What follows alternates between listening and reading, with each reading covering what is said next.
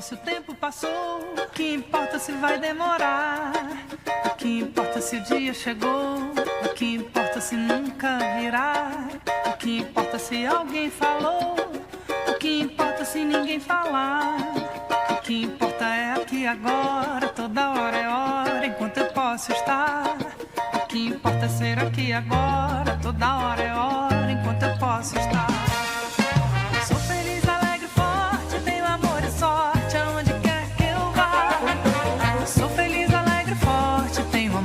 Sorte aonde quer que eu vá.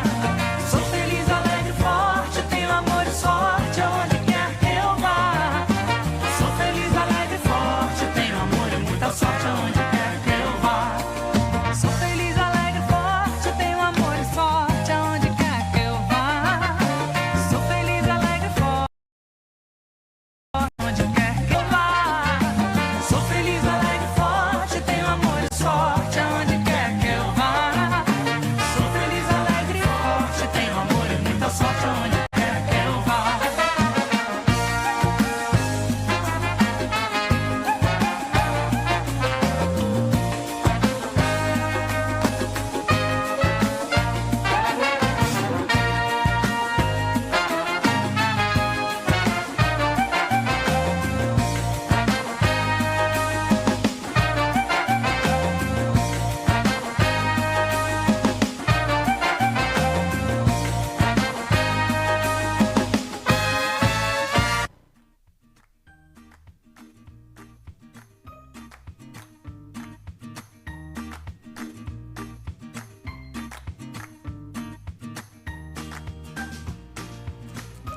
Olá, bom dia, bem-vindos. Quero agradecer a presença de todos presencialmente aqui no Todos Juntos contra o Câncer, agradecer todos que estão acompanhando online também o nosso congresso de hoje. O meu nome é Dayana Garbim, é uma alegria estar com vocês novamente, mais um ano aqui no Todos Juntos contra o Câncer, agora na sua 12ª edição. Muito obrigada pela presença de vocês. Esse ano, o Todos Juntos contra o Câncer traz uma importante inovação, que é a trilha da oncopediatria. Pela primeira vez aqui nessa sala hoje, durante todo o dia, nós teremos um dia inteiro dedicado às questões da oncopediatria, da oncologia das nossas crianças e adolescentes. Nessa mesma sala acontecerão vários encontros e discussões na busca pelo acesso à jornada oncológica das crianças e adolescentes. Bem, eu sou Dayana Garbim, além de ser jornalista, eu sou a fundadora, junto com meu marido, da ONG e da campanha De Olho nos Olhinhos.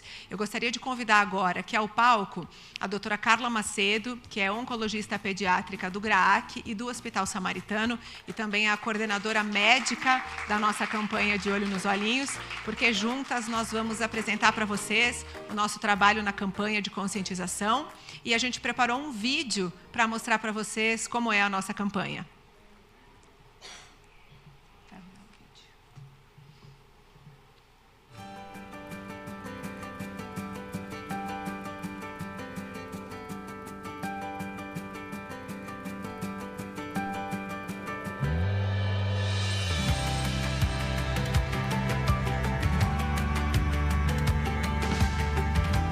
É uma campanha de educação, visa a informação e essa informação tem que chegar em todos os cantos do Brasil. A gente consegue alertar os pais sobre várias doenças oftalmológicas pediátricas e o retinoblastoma também, que é o câncer ocular mais frequente em crianças menores do que 5 anos. O desenvolvimento visual acontece até os 7 anos de idade. Então é nessa fase onde acontece retinoblastoma que também acontecem outros problemas menos graves que podem fazer com que a criança não tenha o desenvolvimento adequado da visão.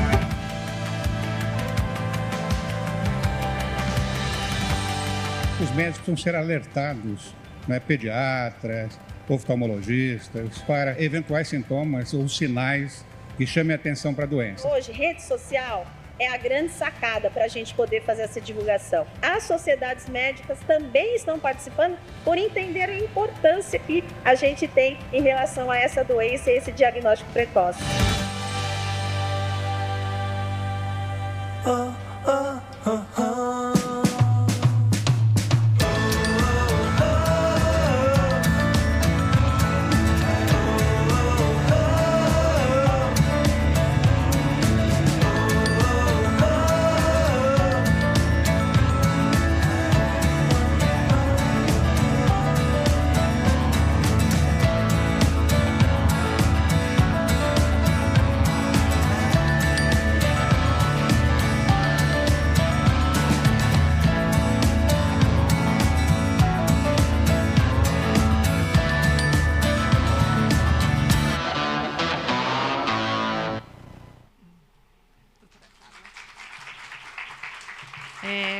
Bom dia a todos. A gente fica muito feliz de ter uma sala o dia inteiro de oncologia pediátrica.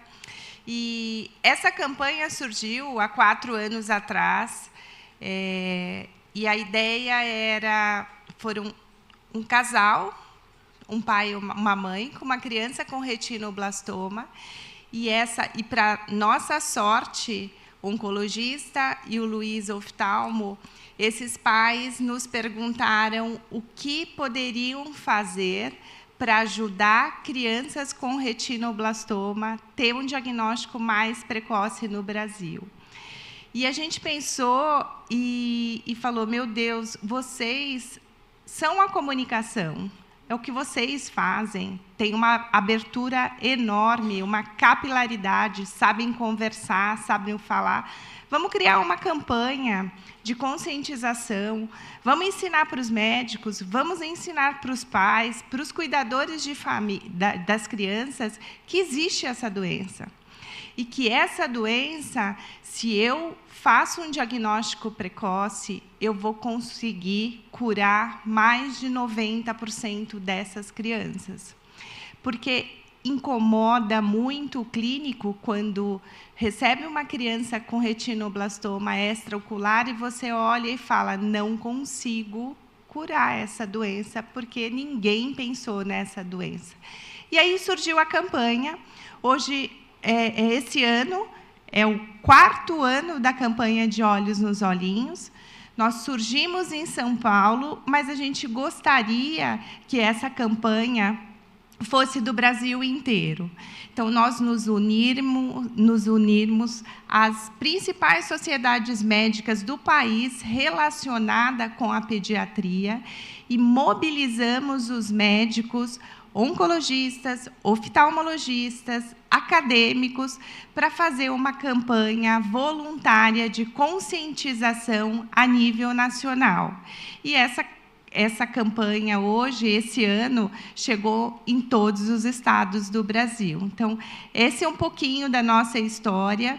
E essa parceria dos médicos com a família é muito importante. Isso é uma cultura que a gente não tem no país, que a gente começa a ter agora, né?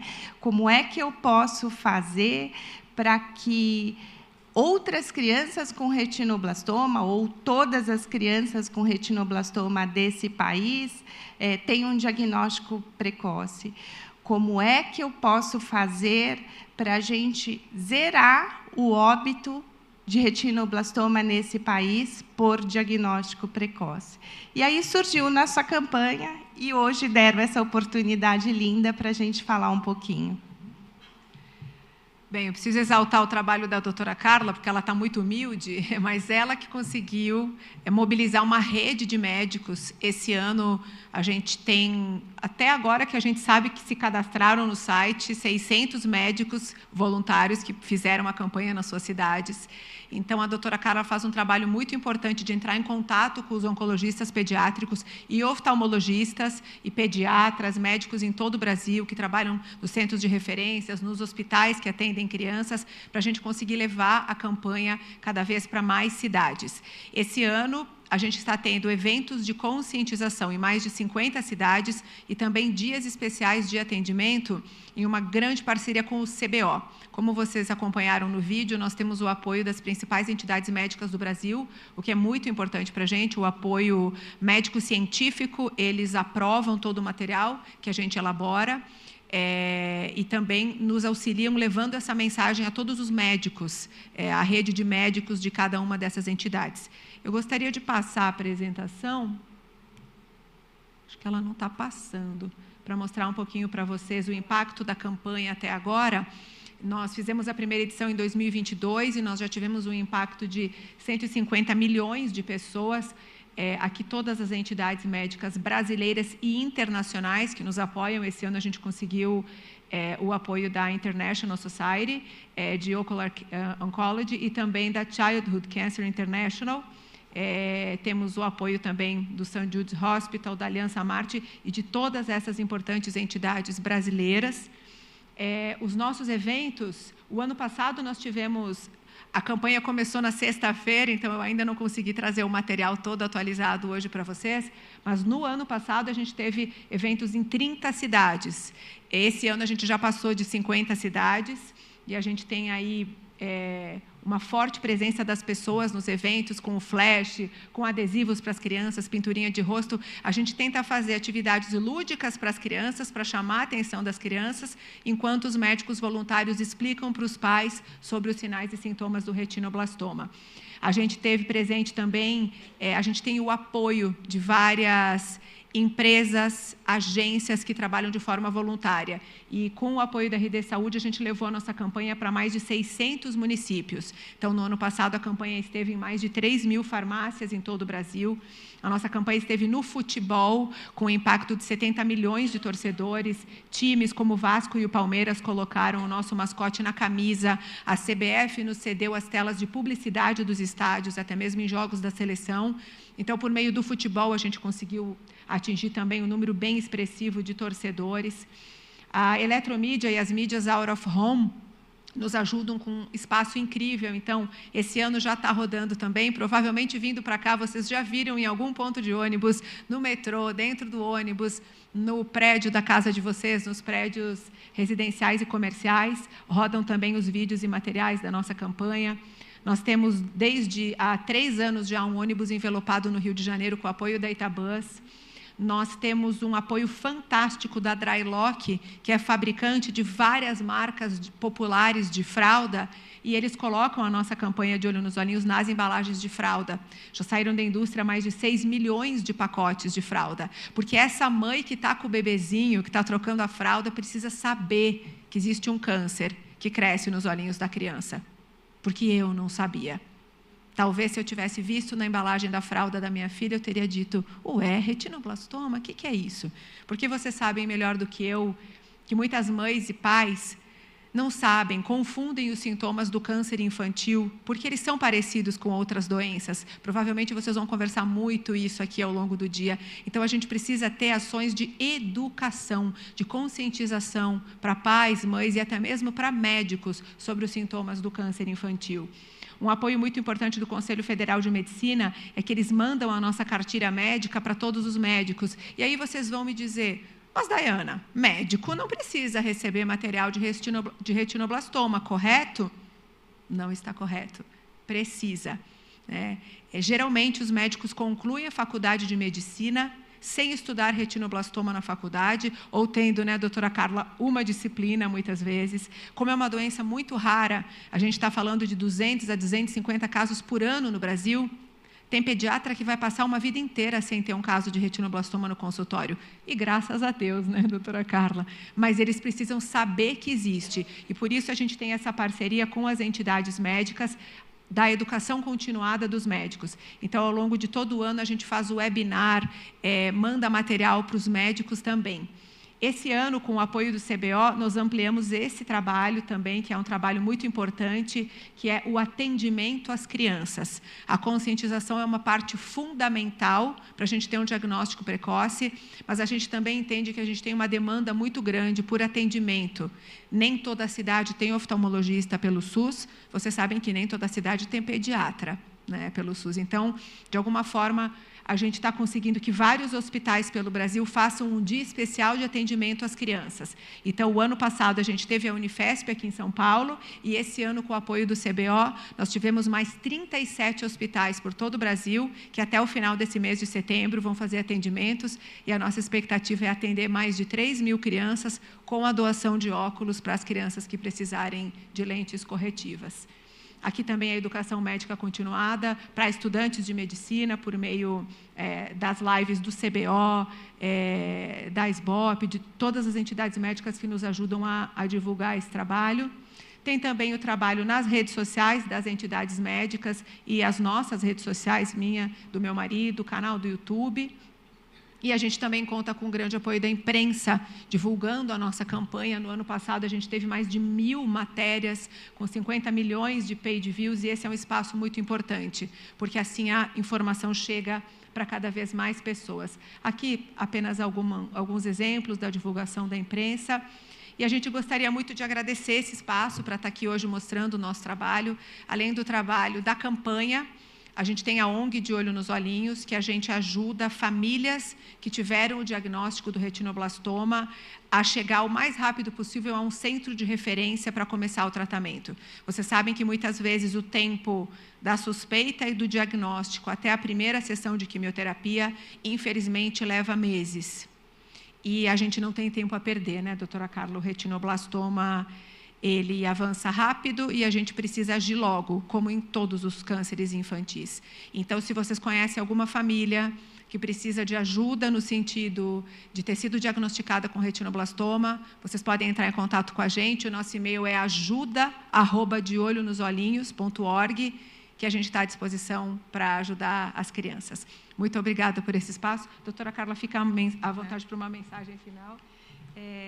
Na verdade, a gente queria agradecer a parceria de todos. Essa campanha é uma campanha nacional, né? Ninguém faz nada sozinho. Ontem eu tenho um amigo, oncologista pediátrico de Curitiba, mais velho, e eu falei, amigo, hoje eu não vou conseguir entrar nessa reunião, porque são inúmeras, né? Ele falou, você está perdoada, porque esse final de semana você uniu o país inteiro. Aonde a gente ouviu, tinha a campanha de Olhos nos Olhinhos. Então, vai descansar, amiga. Então, acho que é isso, né? A gente tem muita força. Nós, com os voluntários, com os médicos, a gente consegue fazer muita coisa. E eu acho que, com a campanha, a gente vai fazer o diagnóstico precoce do retinoblastoma, mas o que a gente vê é que a gente vai melhorar a saúde ocular dessas crianças do Brasil que não têm acesso a isso. Então, acho que a gente vai diminuir muito a cegueira e melhorar muito a saúde ocular das crianças e, com certeza, o diagnóstico do retinoblastoma trabalhando juntos, né? Então, isso é uma campanha de todos. A gente faz a parte dos bastidores, mas quem está lá nos eventos são todos os voluntários trabalhando sábado e domingo. Então, isso é muito bacana. Isso serve para despertar na gente ir para frente de outros problemas que a gente tem, né? Começamos com retinoblastoma, mas a gente tem 8.000 casos de câncer pediátrico no Brasil. Então, a gente tem muito dever de casa para fazer com as outras patologias também. Obrigada.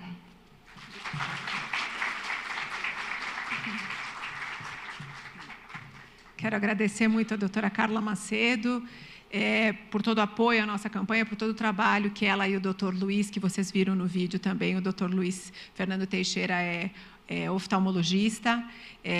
Posso contar para vocês também uma parte pessoal, que eles são os médicos da minha filha, conduziram todo o tratamento da minha filha, acompanham a minha filha, então a gente tem um carinho muito especial por eles, posso chamá-los de amigos, e a gente agradece muito por todo esse apoio. Muito bem, agora a gente vai dar sequência ao primeiro painel de abertura dessa trilha da oncopediatria. O nosso tema central hoje vai ser os pequenos e a política de combate ao câncer. Será que eles estão sendo realmente prioridade? Com a recente sanção da Política Nacional de Atenção à Oncologia Pediátrica, uma outra pergunta que nos move é: a infância e a adolescência com câncer se tornaram de fato prioridade na agenda pública desse país? Nessa mesa, nós vamos discutir os desafios que ainda precisam ser superados, como, por exemplo, as desigualdades regionais ao acesso às tecnologias inovadoras, a educação em saúde e a vida que continua após o câncer. Afinal, a promoção e a prevenção da saúde e do futuro passam, inevitavelmente, pelo cuidado integral das novas gerações. Para começarmos as nossas discussões, eu gostaria de chamar ao palco a Nina Mello, comunicóloga e bacharel em Direito, pesquisadora epidemiológica da saúde e coordenadora do Observatório de Oncologia e Pesquisa da ABRALE, a Associação Brasileira de Linfoma, Leucemia, e do movimento TJCC. Nina, obrigada pela sua presença.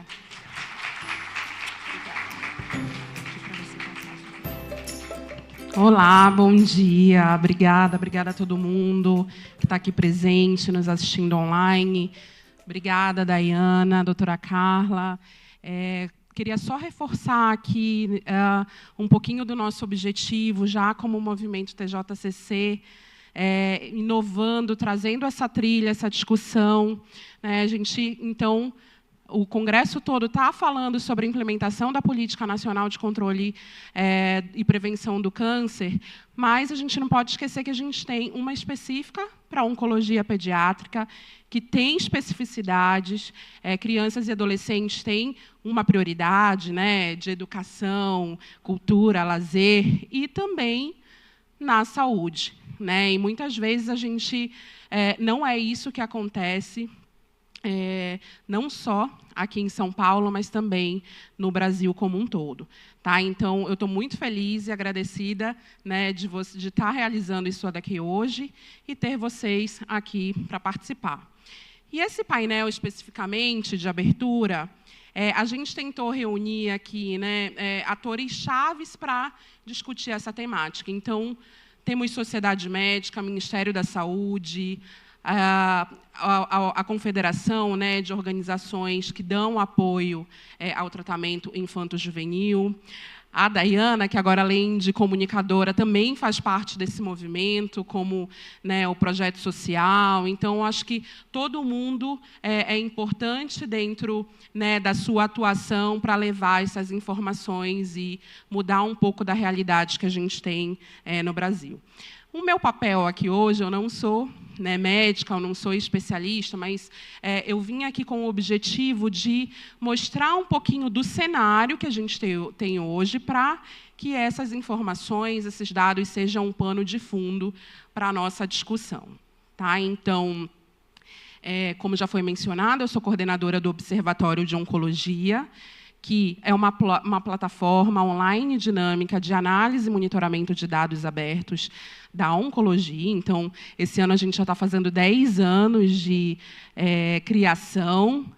O observatório ele é utilizado como uma ferramenta de subsídio de informações para todo o movimento TJCC, e a gente também expande para todos vocês, profissionais da saúde, interessados pela causa, que queiram saber mais informações sobre o tema. A gente hoje carece muito de dados epidemiológicos, mas também alguns dados do ponto de vista regionais, de assistência e etc. Então, o Ministério da Saúde, como outras organizações, como o próprio Instituto Nacional do Câncer, conta com uma série de sistemas de informações que a gente consegue analisar e baixar esses dados e transformá-los em informação para a sociedade.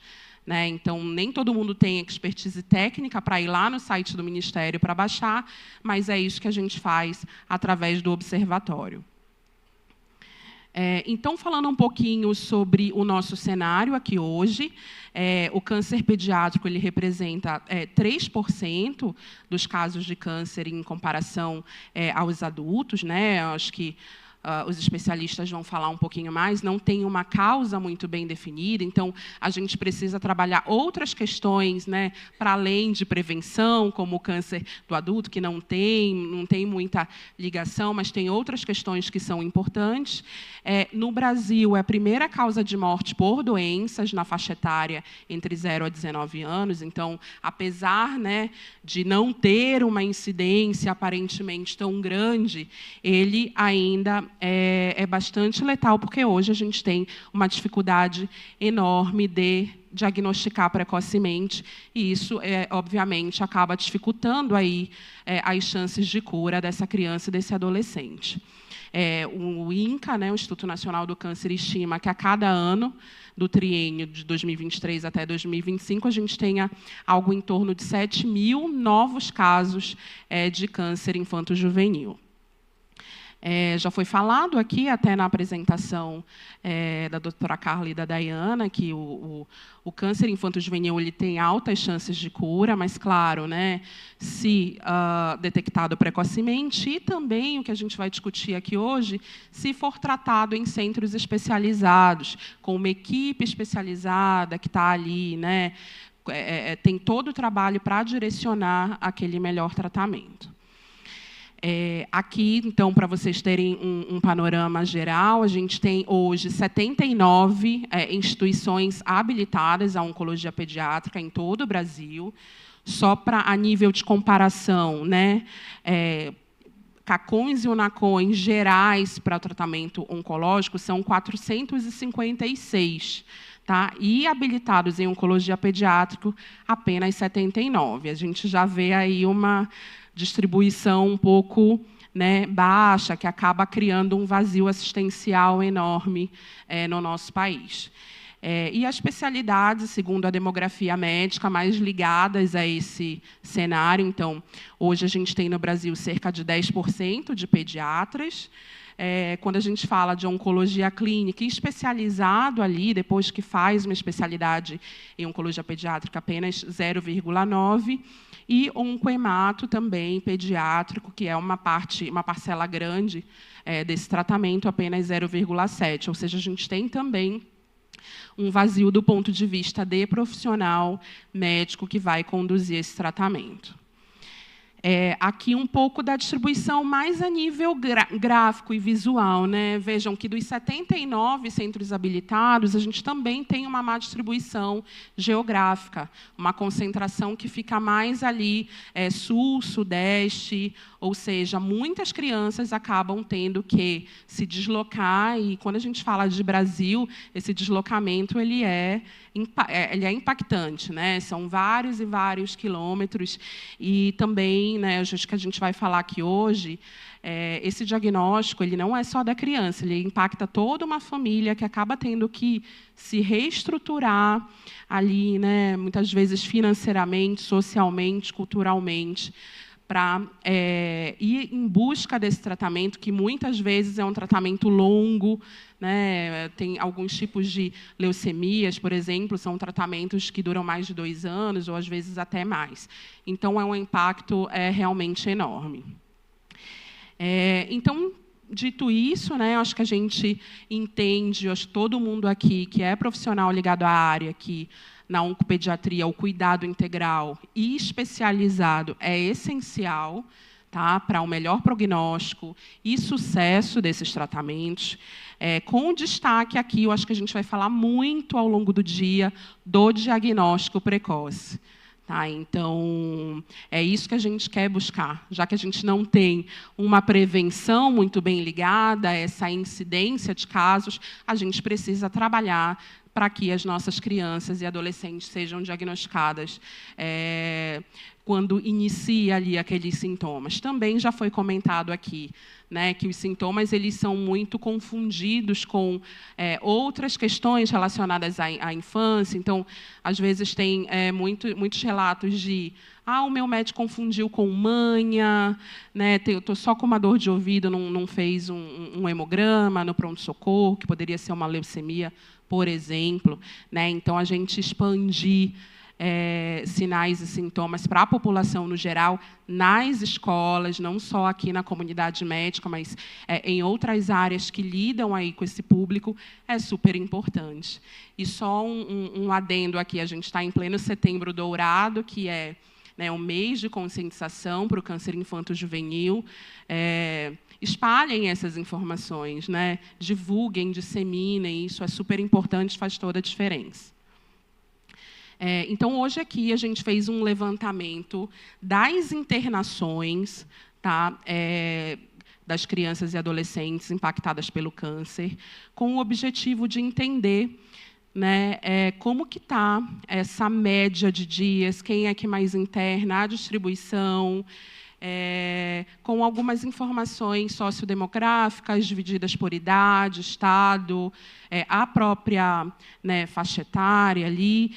Então, a gente coletou dados do Sistema de Informação Hospitalar do Ministério da Saúde entre 2022 e 2024, nessa faixa etária mesmo, de 0 a 19 anos. Então, a gente teve aqui, nesse triênio, um total de mais de 150 mil internações, com mais ou menos um pouco mais de 36 mil pacientes. Percebam aqui, né, que um paciente acaba internando muitas vezes. É uma internação aí bem recorrente. E esses 2 mapas, eles nos dizem o seguinte: aqui, nesse primeiro mapa, é a distribuição dos centros de tratamento por macro-região de saúde, né? Então, se a gente vê aqui no mapa, no primeiro mapa, ainda temos uma concentração sul e sudeste, mas a gente tem algo ali no Pará, ele está destacado em macro-região. Porém, no segundo mapa, quando a gente vai ver a distribuição... aqui é município. Por macro-região de saúde, a macro-região de saúde do Pará, por exemplo, ali em cima está concentrada na capital. Então, um estado do tamanho desse, né, por mais que tenha centro habilitado, só tem um que está ali destacado, e muitas vezes ele precisa ir para outro estado, né, que tem todas as questões relacionadas à regulação, a tratamento, para quem que fica essa conta. Isso eu quero que até a gente discuta isso hoje, encaminhamentos de paciente. Então, a gente tem aqui muitos exemplos de pacientes que muitas vezes vão e voltam, né, dos seus tratamentos sem essa contrapartida do Estado, vão por conta própria, e a gente não quer mais que seja assim, né? A gente quer, assim, efetivar esse fluxo de encaminhamento. Então, a média de idades dessa internação foi de 9 anos, na maioria, 54% nessa faixa etária de 0 a 9. Quando a gente fala de raça-cor, a maioria, 56%, é parda, também do sexo feminino. 29% desses pacientes precisou se deslocar para outra macro-região de saúde para realizar o tratamento. Então, não é só um achismo, a gente constata nos dados nesse fluxo, né, de saúde. Os tipos que mais internam, então, a gente tem as leucemias linfóides, aqui no caso, infanto-juvenil é mesmo a aguda, é a grande maioria, a maior parte significativa, 33%. Então, é um tratamento mesmo que demanda mais desse âmbito hospitalar, muitas vezes precisa fazer transplantes de medula óssea, e aí aqui 7% a gente tem neoplasia de ossos e cartilagens, encéfalo e leucemia mieloide. E aí a gente, claro, né, a maior parte, a leucemia linfóide, a gente fez um destaque.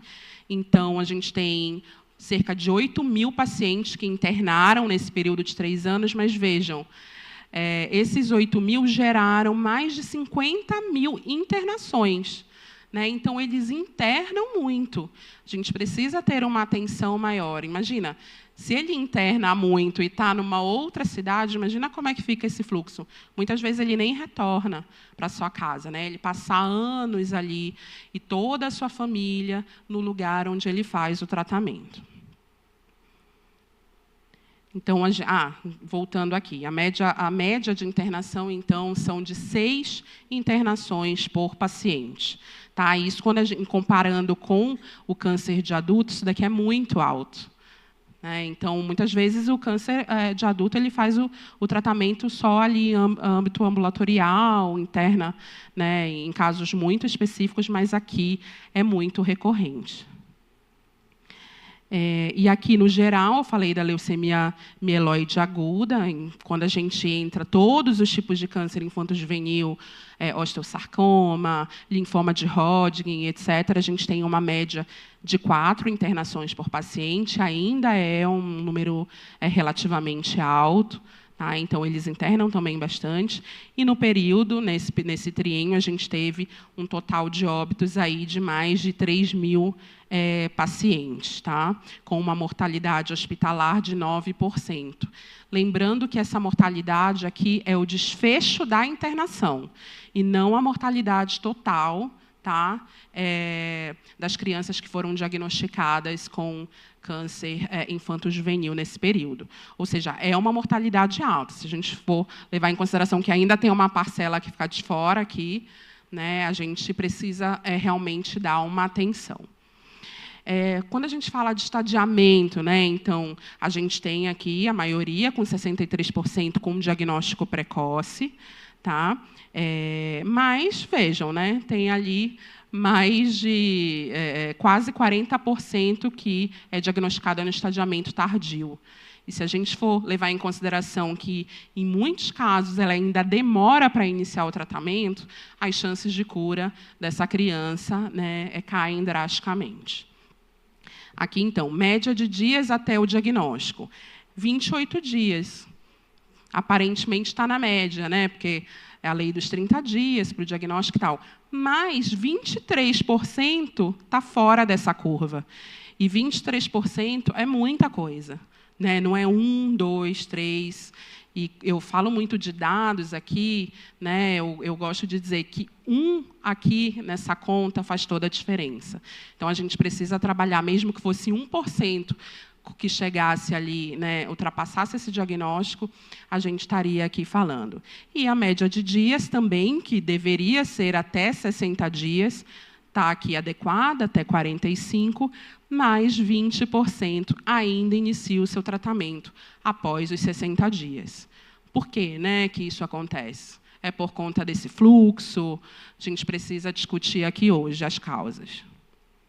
Então, como considerações finais, o câncer pediátrico ou infanto-juvenil, né, a gente precisa trazer os adolescentes para essa conversa e falar, né, claramente com eles também. Continua sendo um desafio do ponto de vista de cuidado assistencial. A gente tem um vazio enorme. Nem foquei aqui no transplante de medula óssea, por exemplo, que é uma outra questão. Né, a questão social, a questão das habilitações, dos centros especializados, a gente precisa reforçar e trabalhar para que, reforçando a necessidade de criar estratégias, reforçar tudo isso para que a gente aumente o número de diagnósticos precoces. Tá? Então, era isso. Eu agradeço a vocês aqui. Para quem quiser acessar um pouco mais desses dados, tem os filtros por região, por cidade, por centro de tratamento. Tem alguém aqui que é de algum centro habilitado, SCACOM infanto-juvenil, sem ser daqui de São Paulo? Ninguém, né? Então, a gente precisa levar essa informação e a gente conta com a ajuda de vocês, para que ano que vem a gente esteja aqui numa segunda edição, né, falando sobre essa temática e expandindo cada vez mais esse público, levando essa informação, impactando cada vez mais pessoas.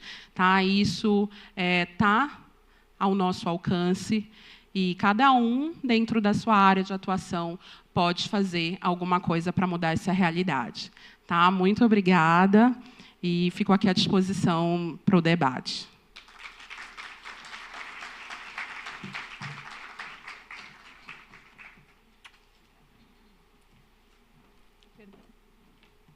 Muito obrigada, Nina Mello. Gostaria de convidar agora o Wilson Mello, cofundador e diretor-presidente da Associação dos Voluntários a Serviço da Oncologia em Sergipe, diretor de Desenvolvimento Institucional da CONIAC, a Confederação Nacional das Instituições de Apoio e Assistência à Criança e ao Adolescente com Câncer. Wilson, bem-vindo.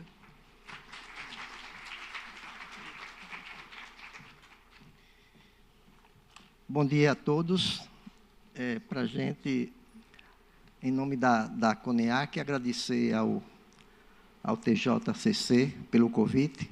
E para a gente é uma alegria falar das ações do voluntariado no Brasil. Isso nos enche de orgulho, de força, de energia, de amor. E o que eu estou trazendo para aqui para vocês é o seguinte, é uma pesquisa inédita das ações do voluntariado, das ações das instituições de apoio a crianças com câncer, em todo o Brasil.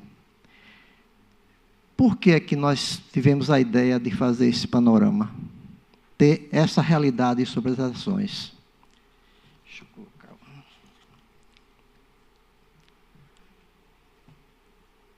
Está aí a justificativa.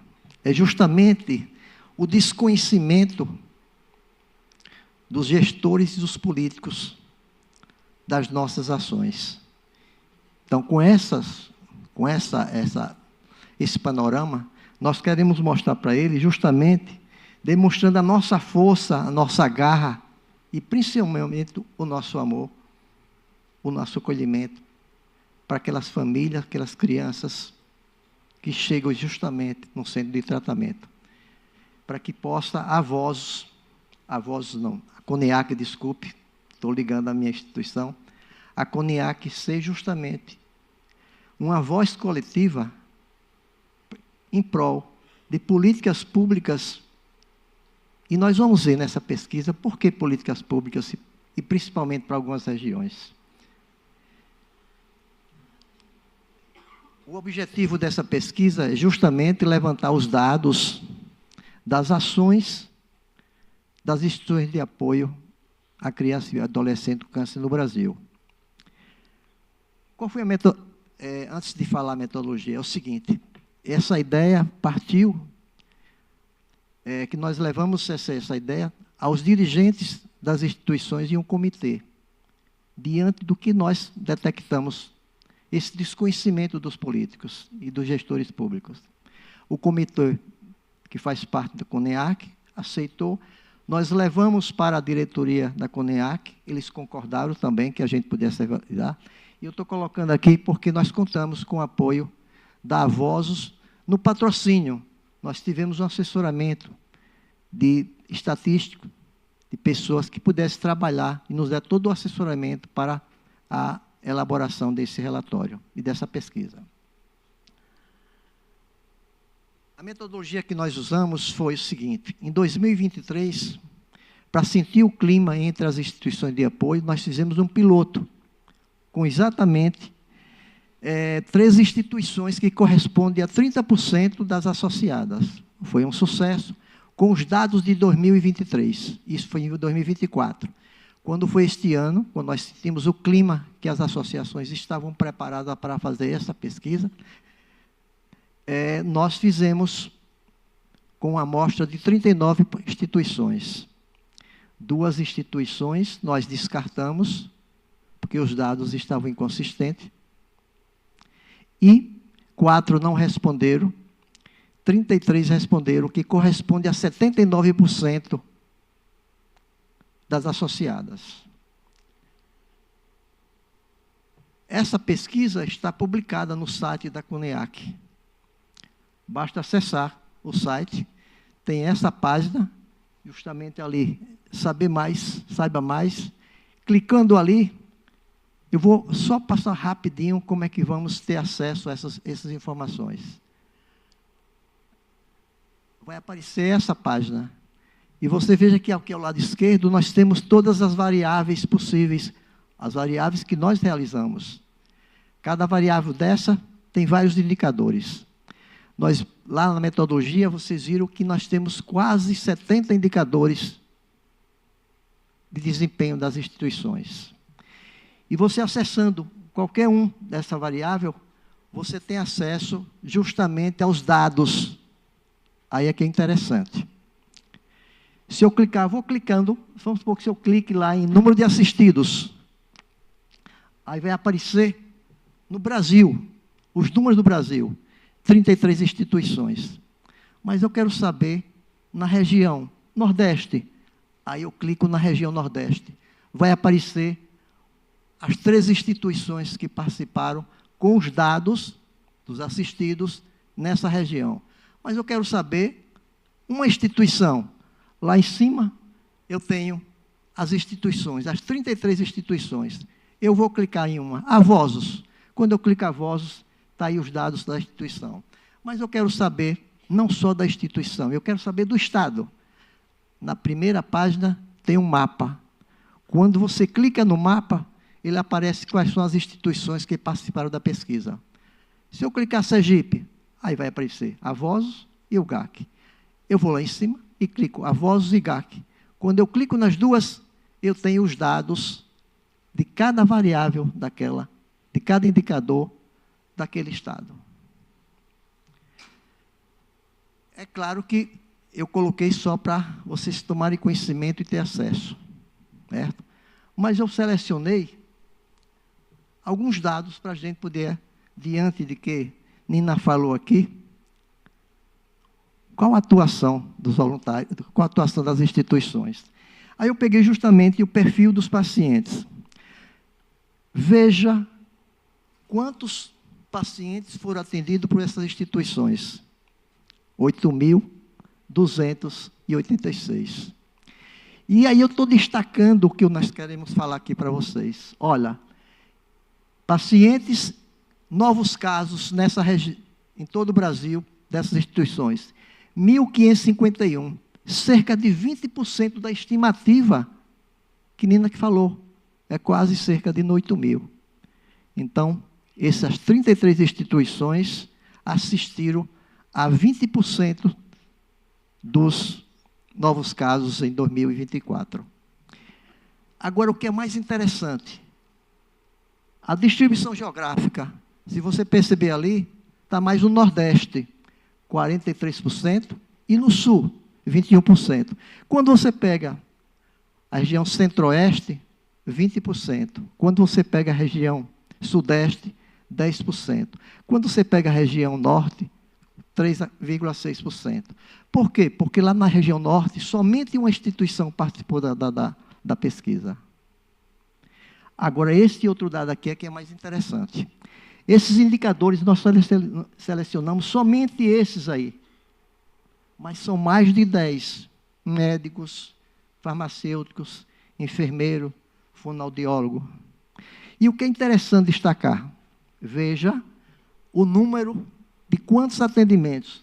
Mas vamos ver aqui, ó, mesmo com o menor número de pacientes nas regiões Norte e Nordeste, que vai dar 43 mais, dá 47%, somando os dois, o que vai acontecer?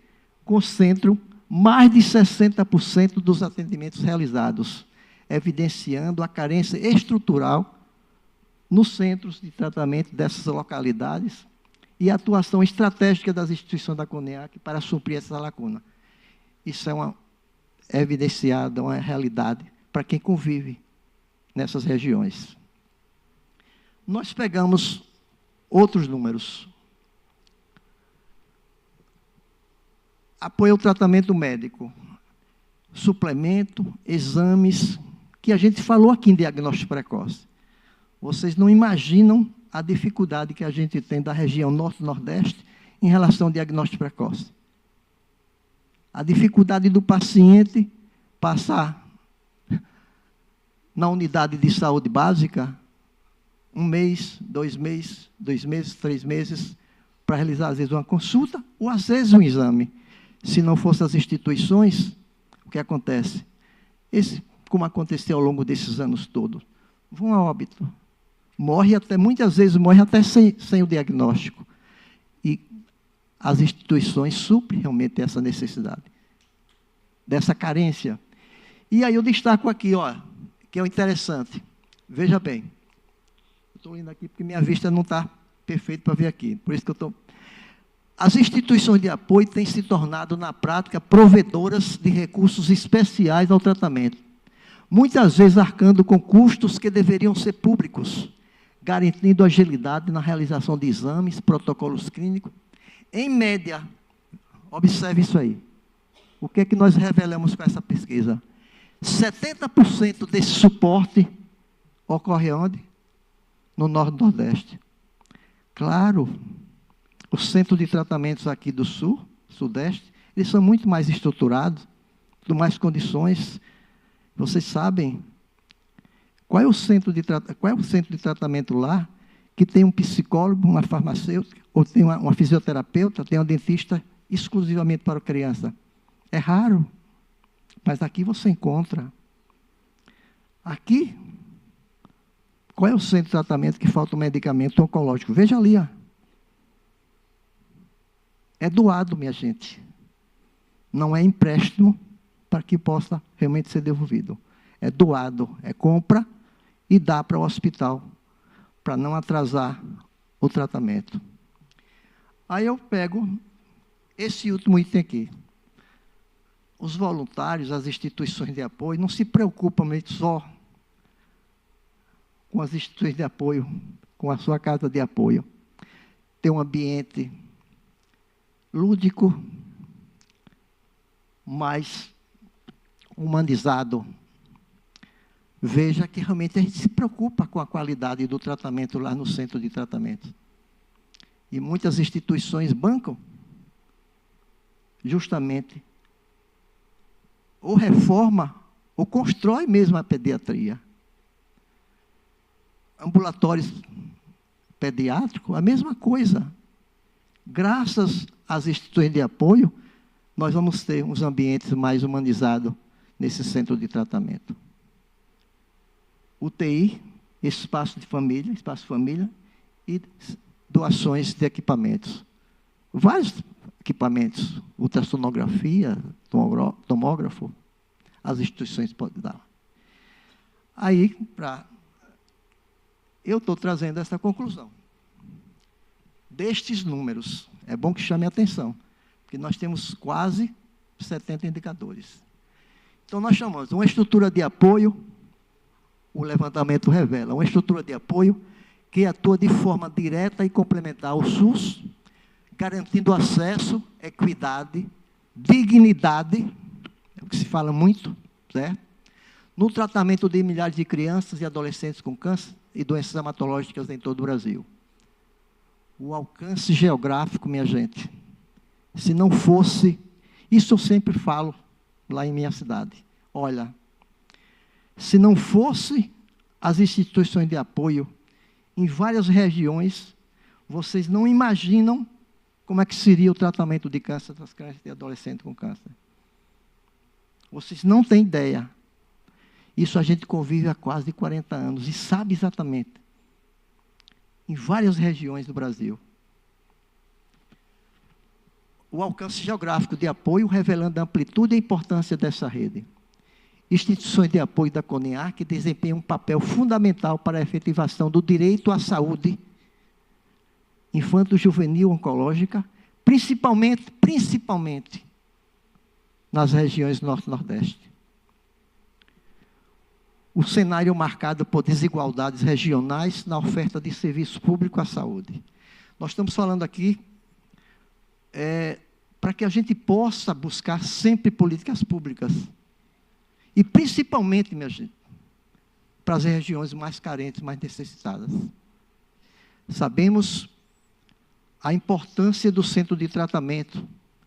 Vocês não imaginam o que é uma mãe deixar um filho, 2, 3, 4 filhos em sua cidade, para passar 2 meses, 6 meses, 4 meses fora de sua cidade com o seu esposo. Vocês não têm ideia das dificuldades, dos problemas que causam, não é social, econômico. Se a gente fosse relatar os casos que acontecem nesse Brasil afora, a gente passaria o dia todo contando os depoimentos de mães. De mães que chegam lá, olha, levei meu filho para lá, para a unidade básica de saúde, e o que acontece? É uma verme, dá um medicamento. Só vou dar um exemplo para vocês. Em nossa cidade, um adolescente passou 7 meses em um hospital de base. Vai, se interna, fez um exame, não é certo, vá para casa. Voltou. 7 meses, pessoal. Depois dos 7 meses, ele manda para o centro de referência. Quando chega no centro de referência, o hospital tem dificuldade de fazer o exame para diagnosticar, para saber o que é. Manda para a instituição de apoio, mandou para lá. Precisava fazer o diagnóstico? Em tantas situações. Claro que era o câncer. Só que o que aconteceu? A criança já estava realmente complicada. Esse jovem está lá com a gente. Tem 15 ou 16 anos. Para vocês terem ideia, qual é a dificuldade que a gente passa no dia a dia. E aí, para finalizar, eu vou trazer aqui a mensagem de doutora Tereza, que é a presidente da CONEAC. Essa pesquisa não é apenas uma fotografia de números, mas a prova concreta de como as nossas instituições seguram a vida com as próprias mãos. Agora, podemos mostrar em dados como as nossas ações estão mudando destinos e fortalecendo famílias em todo o Brasil. Quem convive no dia a dia em uma instituição de apoio, principalmente naquelas regiões mais que têm dificuldade de tratamento, sabe exatamente o que é o desafio que a gente passa internamente para a gente buscar recursos, administrar todo realmente o pessoal e os desafios externos. Lá fora, olha, faltou medicamento, olha, atrasou o exame, olha, a paciente não veio porque não tinha o transporte. Eu vou dar outro exemplo, para que vocês possam saber. Alguns anos atrás, agora diminuiu mais. Chegou uma mãe lá e não veio fazer o tratamento. Mas, mãe, o que foi que você não veio fazer o tratamento? É o seguinte, foi no mês de novembro, dezembro. Eu não votei no prefeito. Aí o prefeito não mandou ambulância. Vocês pesquisem ali, nessa nossa pesquisa, veja quantas passagens interestaduais essas instituições disponíveis. Veja quantos quilômetros rodados dos veículos. Mas é onde? Justamente no Nordeste. Obrigado. Era isso que eu queria trazer para vocês. Para finalizar, eu estou falando num tom assim meio certo. Não é de tristeza não, minha gente. É de alegria por esse momento e porque sempre a gente sabe que esse entusiasmo que a gente tem, a gente encontra em todas as instituições de apoio. Muito obrigado.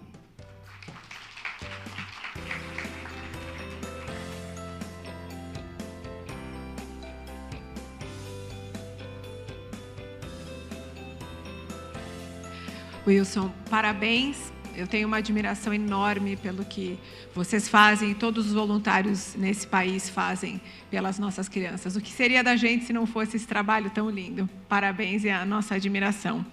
Eu gostaria de convidar agora ao palco a doutora Mariana Michalowski, doutora e especialista em oncologia e hematologia pediátrica, chefe da unidade de internação em oncologia pediátrica do Hospital das Clínicas de Porto Alegre e presidente da SOBOP, a Sociedade Brasileira de Oncologia Pediátrica.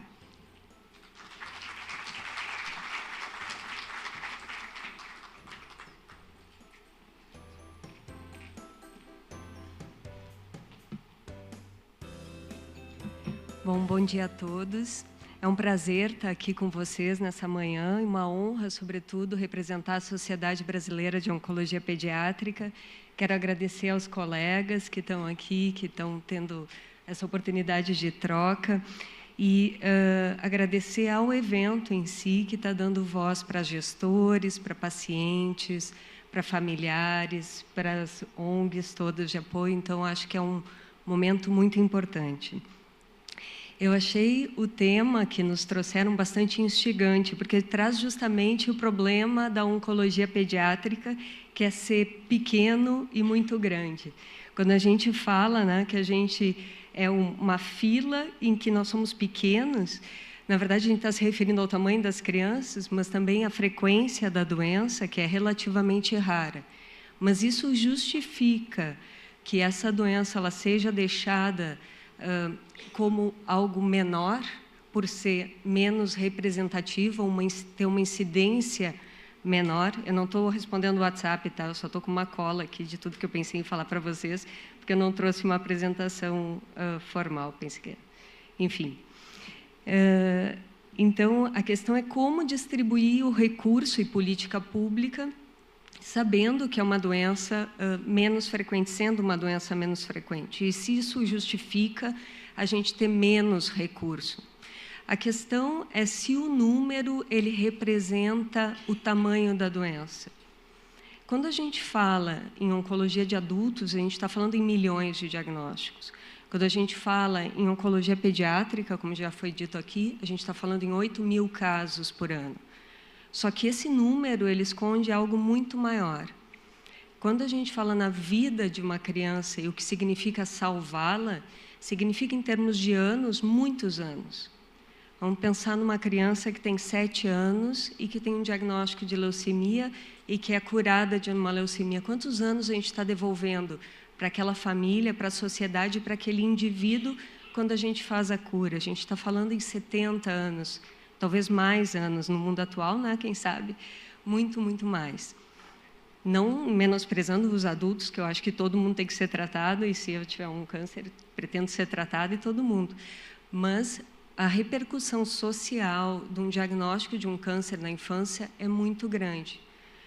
Porque o custo que se esconde também por trás disso é a questão do familiar que não está trabalhando para acompanhar aquele paciente ao longo de todo o tempo, é o custo dos irmãos que estão ficando com alguém que não é a mãe ou o pai, que está com aquela criança adoecida.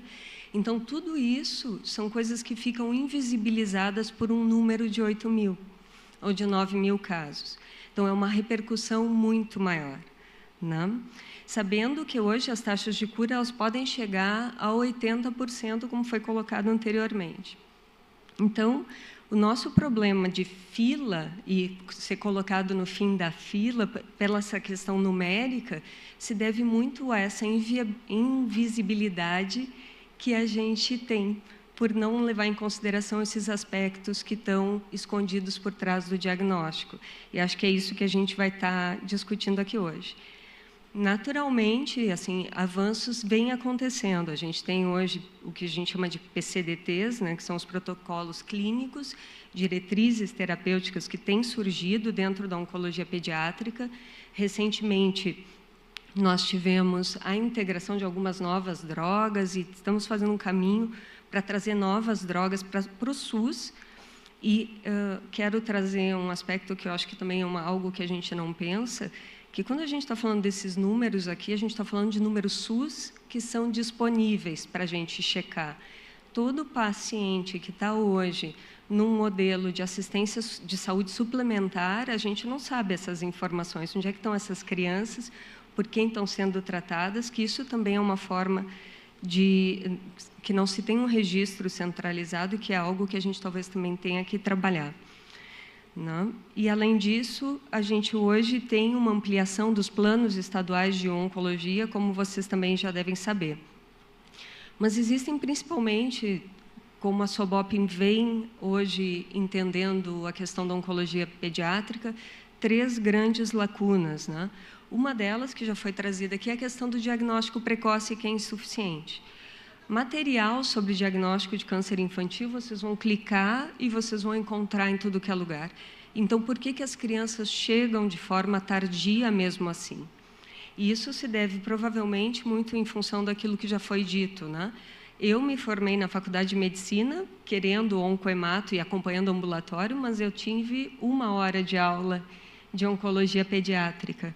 Isso numa Universidade Federal do Rio Grande do Sul, que tem um centro de oncologia pediátrica bem desenvolvido há muitos anos.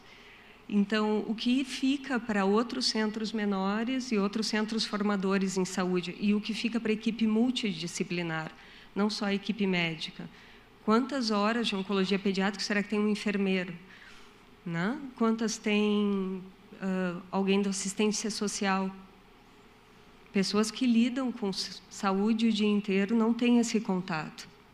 Então, dentro da SOBOP, a gente vai estar trabalhando junto às ligas de onco do país para trazer a informação de oncologia pediátrica de forma mais precoce, para que as pessoas, pelo menos, pensem no diagnóstico, porque, ao não pensar, a gente nem põe no diagnóstico diferencial.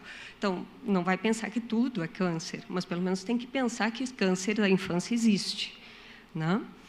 O segundo grande problema, de fato, como já trazido pelo colega antes, é que existe uma desigualdade de acesso nas regiões do nosso país e que se deve a uma heterogeneidade própria, até às vezes, climática, né? E eu não sou boa em geografia, mas essas coisas, tipo, lá tem mais rio, aqui não tem tanto, e assim nós vamos. Isso complica toda a questão de deslocamento de pacientes e, de fato, talvez necessite de uma compreensão regionalizada de qual é a melhor estratégia. Dentro disso também, a gente tem agora um trabalho de regionalização, de compreensão, também junto com o Ministério da Saúde, para entender qual a melhor forma de lidar com os diagnósticos, de fazer esse encaminhamento dos pacientes em cada região, entendendo as facilidades e dificuldades de cada um. E um terceiro grande problema, que também hoje, dentro da Sociedade Brasileira de Oncologia Pediátrica, a gente vem trabalhando, que é o acesso às novas medicações.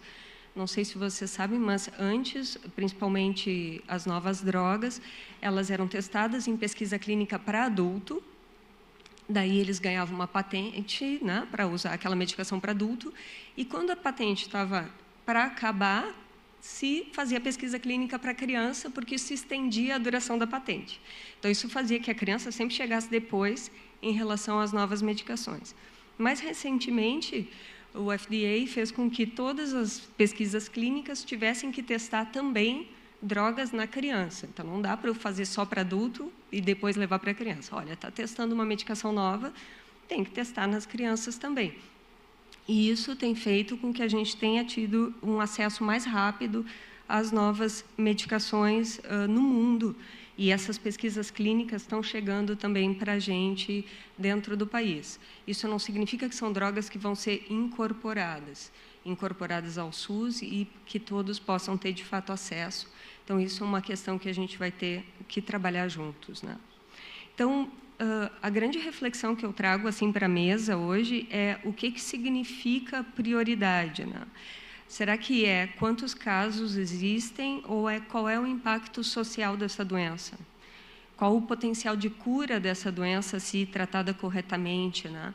Qual o custo humano e econômico caso a gente não faça esse tratamento e esse acompanhamento direito, né? Então, se a gente olhar por todos esses aspectos, eu acho que não vai ser difícil a gente entender que o câncer da infância tem que ser uma prioridade em termos de política pública, né? Porque perde capital humano. Então, hoje, a gente tem 3 propostas principais dentro da SOBOP, que eu convido todos a visitar, sobop.org.br ou no nosso Instagram, que vai ser a parte de educação, como eu trouxe antes, em que a gente vai estar investindo em plataformas e contatos com os vários profissionais de saúde. A questão da equidade dentro da rede, para que todas as crianças, independente de onde elas estiverem, elas tenham acesso a um diagnóstico correto, a um tratamento adequado, para terem mais chances de serem curadas adequadamente, né? E sem tantos efeitos adversos, porque vocês sabem que uma criança que chega a diagnóstico tardio significa tratamento mais intenso e mesmo que se curado, pode significar mais efeitos adversos a longo prazo. E o que a gente quer é curar uma criança de forma que ela tenha condições de voltar para a sociedade o mais íntegra possível para, né, estar junto de todos nós. E isso, em termos de saúde pública, se a gente pensar, né, é um retorno social importante, porque até o pãozinho que ela comprar, ela vai pagar imposto, né, como todos nós sabemos. Então, trazer essa criança de volta para a sociedade e que ela possa interagir, ser produtiva, é o retorno do tratamento. Então, não há despesa, né? Se a gente fizer um estudo farmacoeconômico adequado na infância, a gente vai ver que essas crianças, quando curadas, elas têm um retorno social gigante, que não é só pessoal e familiar, que já é muito importante naturalmente, mas para o gestor público isso também tem que ser dito, que existem um retorno social global. Sem falar que, naturalmente, que uma sociedade melhor atendida é uma sociedade mais feliz. Então, a gente, como sociedade, tem atuado num diálogo constante com o Ministério da Saúde, com as sociedades médicas outras, com as ONGs, inclusive com a indústria farmacêutica, mas a gente sabe que tem muito trabalho pela frente, que tem muita coisa para a gente conversar com as famílias, com os pacientes, para entender. E eu quero concluir assim essa conversa, que eu espero que seja uma conversa que a gente possa continuar desenvolvendo aqui, respondendo essa provocação, assim, se a fila ela é ou não é por ordem de tamanho, né? Então, na verdade, não se trata de números, não são os números que fazem a nossa fila, mas, né, a verdade é a urgência que a gente tem em tratar essas crianças, que são doenças graves, com proliferação rápida, que precisam naturalmente de equidade e, sobretudo, de justiça, né? Então, para que toda criança no Brasil possa ter acesso a um tratamento adequado. Então, eu agradeço a todos a oportunidade, eu fico à disposição para as perguntas.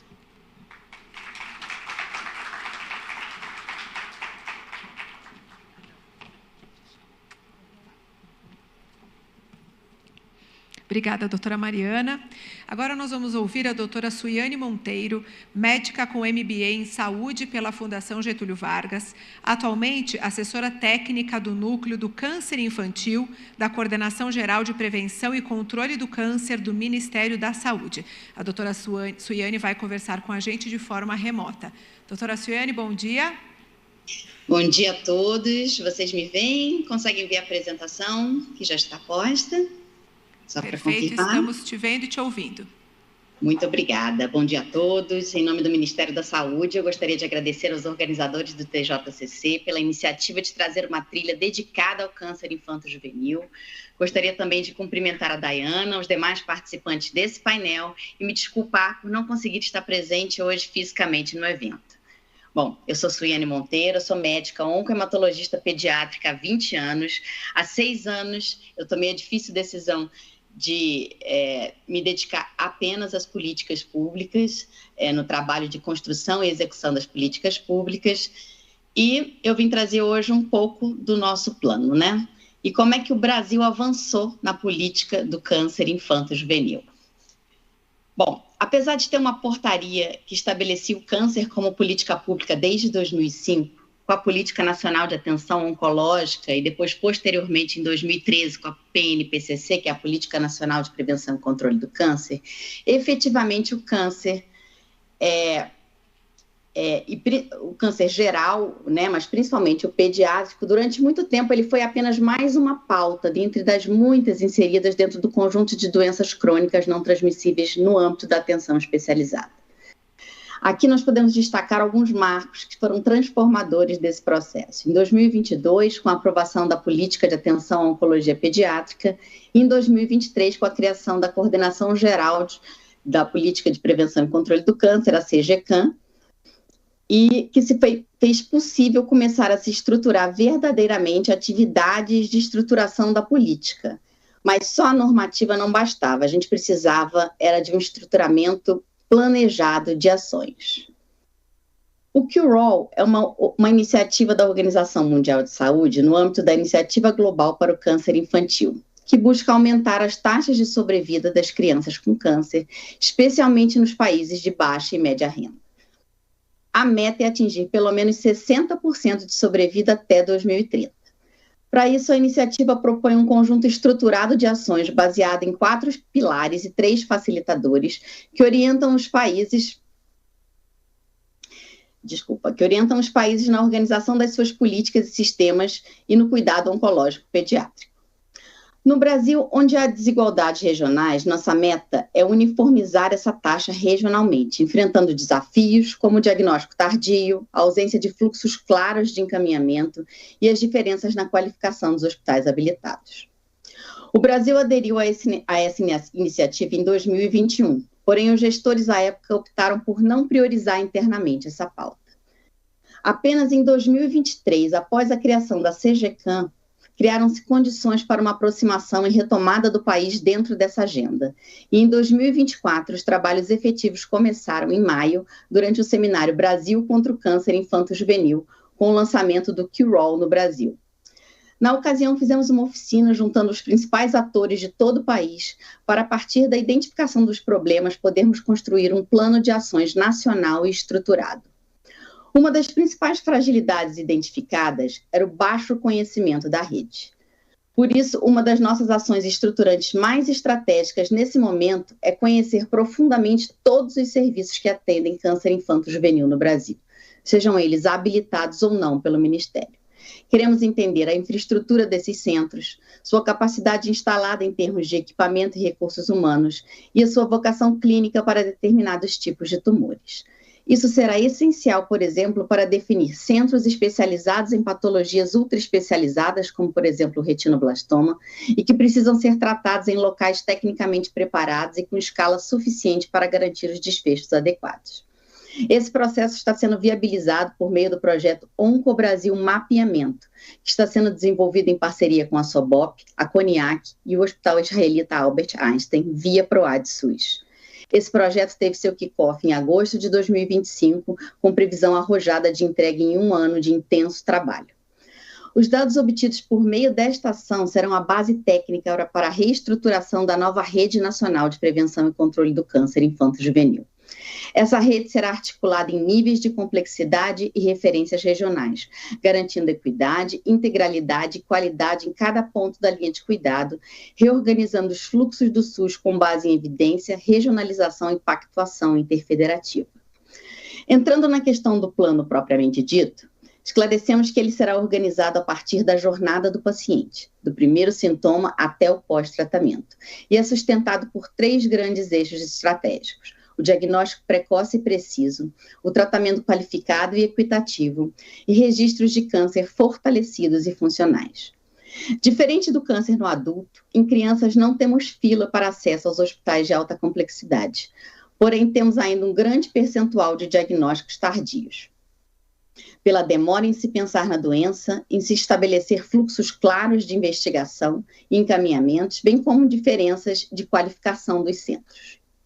No momento anterior ao diagnóstico, nosso principal desafio é garantir que crianças e adolescentes com sinais suspeitos de câncer cheguem rapidamente aos centros de referência, evitando os atrasos que, infelizmente, ainda são frequentes. Para isso, estamos desenvolvendo um conjunto de ações estruturantes que visam fortalecer o primeiro contato com o sistema de saúde e encurtar o tempo até o diagnóstico. Uma dessas ações é a criação do Manual Nacional de Alta Suspeição para o Câncer Infanto-Juvenil, que trará sinais de alerta para cada tipo de tumor e também fluxogramas clínicos de investigação voltados especialmente para a atenção primária. Esse projeto já foi iniciado em agosto de 2025 e está sendo coordenado pela doutora Patrícia Schweire, e tivemos adesão voluntária de mais de 40 profissionais ligados à área da oncologia pediátrica, prioritariamente médicos. O manual estará estruturado em 5 principais grupos temáticos, como os tumores abdominais, sistema nervoso, tumores de células germinativas, retinoblastoma, ósseos e partes moles. Teremos também uma parte dedicada para tumores de adolescentes e adultos jovens e aos pacientes portadores das síndromes de predisposição ao câncer.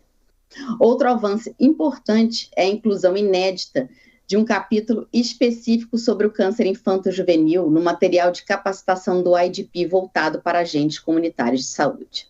Essa proposta foi construída pela CGCAM em articulação com a SAPS, já foi acatada e o texto encontra-se finalizado, aguardando publicação. Também estamos cuidando de questões específicas da população indígena. Sabemos que há barreiras importantes de acesso e de entendimento cultural, de estrutura alimentar, de resposta tóxica aos tratamentos, bem como uma avaliação adequada de mortalidade diferenciada no quesito raça-cor, considerando as populações aldeadas e não aldeadas. Por isso, estamos organizando um seminário nacional sobre o câncer infantil na população indígena. Este evento será uma oportunidade fundamental para discutir com a CESAI, com os DICEIs, com os estados e os especialistas, os caminhos para construir uma atenção mais adequada e equitativa e respeitosa com os territórios e saberes tradicionais. Por fim, seguimos articulando a realização de parcerias institucionais para o fortalecimento das campanhas nacionais de comunicação, com foco na identificação precoce dos sinais e sintomas do câncer em crianças e adolescentes. As ações serão voltadas para públicos diversos, com linguagem acessível, buscando o esclarecimento da população e também dos profissionais. Na fase de tratamento, o foco está em garantir acesso qualificado desde o diagnóstico de forma equitativa e segura. Para isso, uma das primeiras questões é enfrentarmos o desabastecimento temporário e permanente de alguns quimioterápicos essenciais e de baixo custo. Para isso, a CGCAM vem conduzindo, em articulação com a Anvisa e apoio da SOBOP, reuniões com a indústria visando mitigar essas questões. Outra questão é a incorporação de tratamentos inovadores e importantes na oncologia pediátrica, como o beta-dinutuximab, que será operacionalizado por meio do primeiro PCDT pediátrico para uma doença pediátrica, que será para o neuroblastoma. Atualmente, a gente tem um PCDT pediátrico que se refere exclusivamente à operacionalização de uma terapia exclusiva e 2 DDTs. Mas o que é um PCDT? O PCDT é um protocolo clínico e uma diretriz terapêutica. Ele é um documento normativo e que assegura que o que ali estiver previsto esteja incorporado e, dessa forma, seja assegurado na linha de cuidado da patologia. Recentemente, já tivemos uma primeira reunião de pré-alinhamento da linha de cuidado com especialistas para preparar o início das reuniões de escopo. Destacamos também a recente recomendação do larotrectinib pela Conitec para utilização em tumores pediátricos agnósticos com a mutação de NTRK. Este será um avanço para o tratamento dos pacientes com essas mutações que não respondem a terapias com medicamentos tradicionais. Já na fase de pós-tratamento, temos como prioridade o cuidado longitudinal e a promoção da qualidade de vida dos sobreviventes.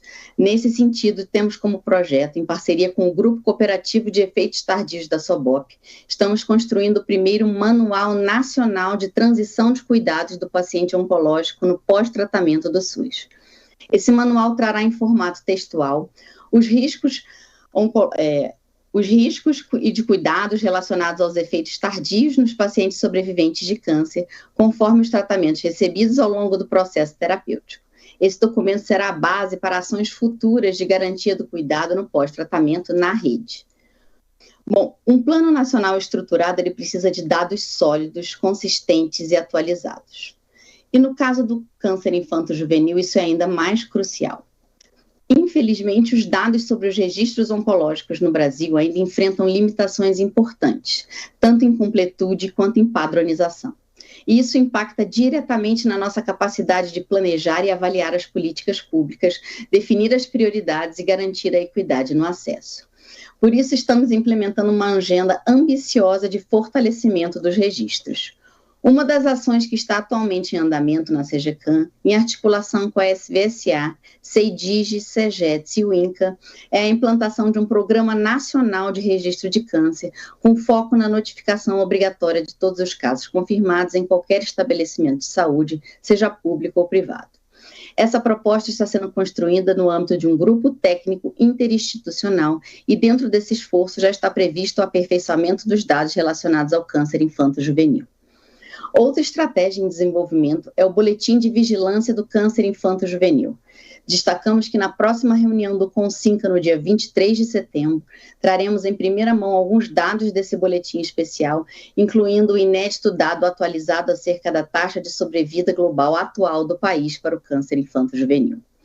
Esse boletim será a principal referência técnica nacional, com dados consolidados sobre mortalidade, rede, produção de serviços em oncologia pediátrica, padronizado com base nas classificações internacionais e com análises por faixa etária, sexo, raça, cor e região, entre outras. Para garantir a viabilidade disso tudo, foi criado um grupo de trabalho interno com participação do INCA, SVSA, com reuniões quinzenais de monitoramento e definição de fluxos técnicos. Bom, com esses instrumentos daremos um passo inicial na consolidação de uma política pública de Estado, voltada para a proteção da infância e a equidade no cuidado oncológico pediátrico. Sabemos que algumas questões ainda estão fora desse plano. Algumas ainda carecem de aprofundamento, interlocução e amadurecimento técnico para que possam ganhar corpo e estruturar como estratégia consolidada.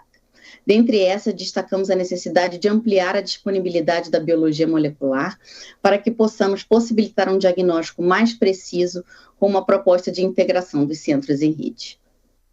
Com isso, visamos garantir que no futuro esse cuidado seja conectado à rede de atenção com ações concretas de segmento, ancoradas em fluxos assistenciais bem definidos entre a atenção especializada e a atenção primária, promovendo a continuidade e a segurança no cuidado ao longo da vida desses pacientes. Para garantir que tenhamos realmente uma equipe estruturada para conduzir todo esse processo dentro da nova estruturação do recém-criado Departamento de Atenção ao Câncer no Ministério da Saúde, estamos pleiteando a estruturação não só de um núcleo para a pauta do câncer infantil, mas também de uma coordenação específica com a equipe dedicada à construção e implementação de todas essas ações previstas no nosso plano, que pretendemos publicar até o final do ano. Com esses instrumentos, daremos um passo histórico para consolidar uma política pública de Estado voltada à proteção da infância e à equidade no cuidado oncológico pediátrico. Muito obrigada. Doutora Suiane Monteiro, muito obrigada. Eu gostaria de chamar ao palco a Nina Mello, o Wilson Mello e também a doutora Mariana. Infelizmente, o nosso tempo já está acabando, vai dar tempo da gente fazer poucas perguntas e colocações.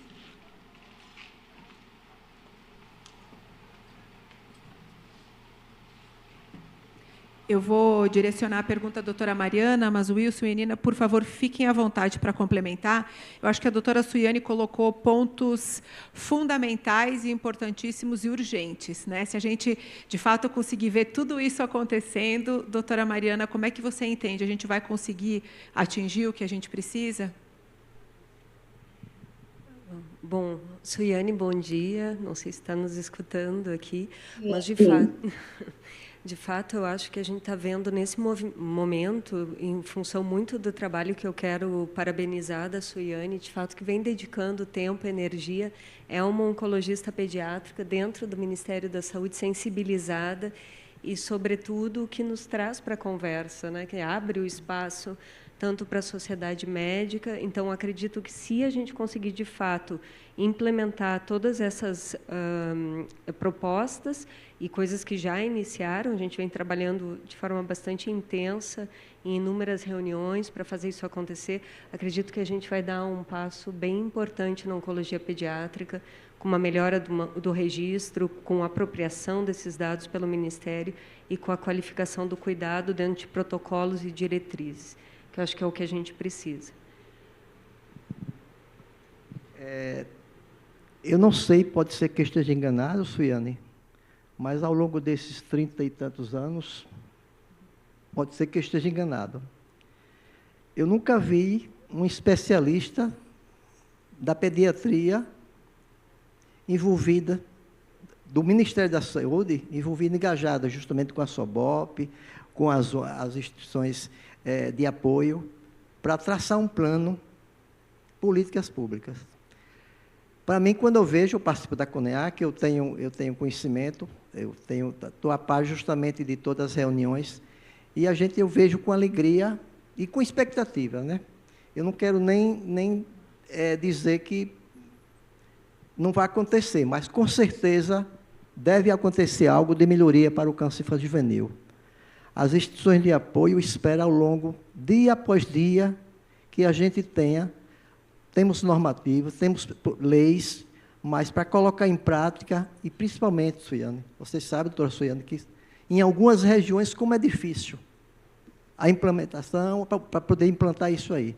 Então, mas a gente está realmente numa expectativa, todo o pessoal da CONEAC, justamente com esse grupo que está realmente diretamente com a SOBOP e a CONEAC, na expectativa de que venha melhoras para o câncer infanto-juvenil.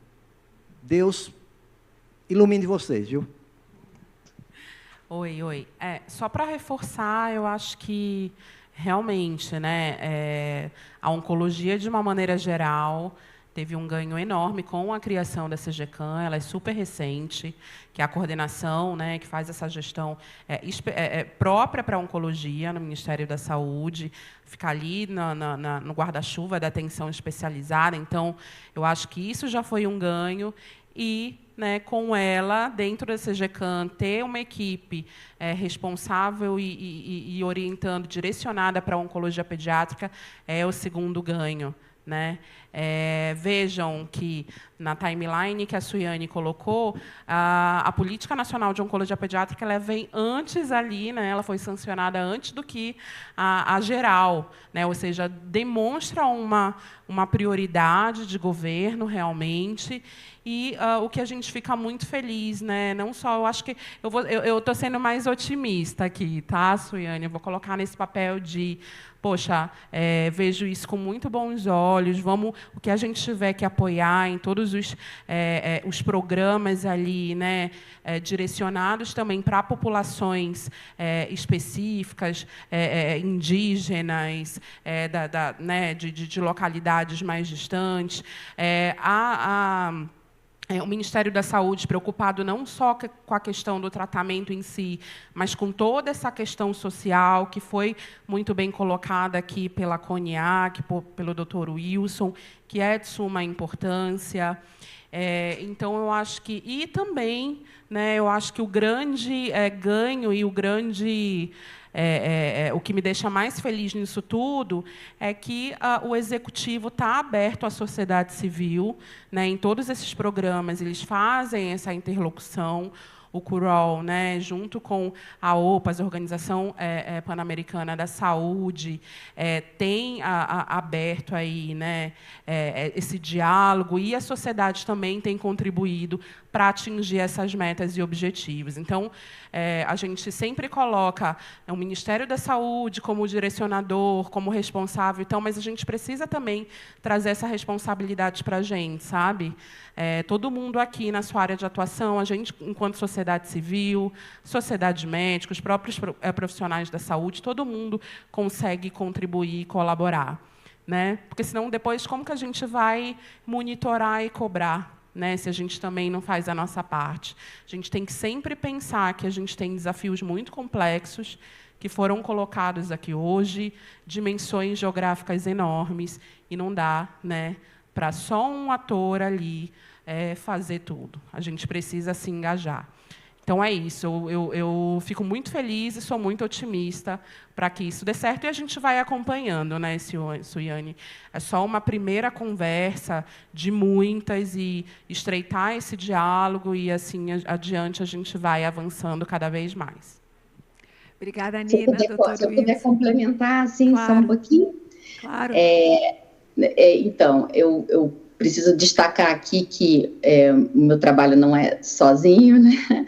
Eu tenho um pequeno núcleo que caminha junto comigo nessas batalhas, mas eu preciso destacar que eu estou tendo um total apoio da gestão atual para a implementação dessa política, mas a gente gostaria muito de poder consolidar isso como uma política de Estado. Então, é por isso que a gente está se desdobrando para que a gente possa fazer o máximo de consolidação desse processo, para que isso vire uma política de Estado, né? Porque a gente sabe que com, né, mudanças de governo, né, a gente pode perder tudo que a gente construiu, e aí a gente não quer. A gente quer consolidar a nossa política do câncer infantil como uma política de Estado, por isso a gente está correndo atrás da publicação do nosso plano, né?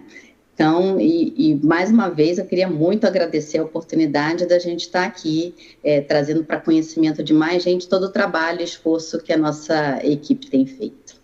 Doutora Suiane, muito obrigada. Doutores, muito obrigada. Foi uma honra estar com vocês nesse painel. A gente conta com todos vocês, contamos com vocês, Suiane. Obrigada a todos vocês aqui presentes. A gente faz um intervalo agora, e o próximo painel nessa sala começa às 10 para as 11. Até já. Obrigada.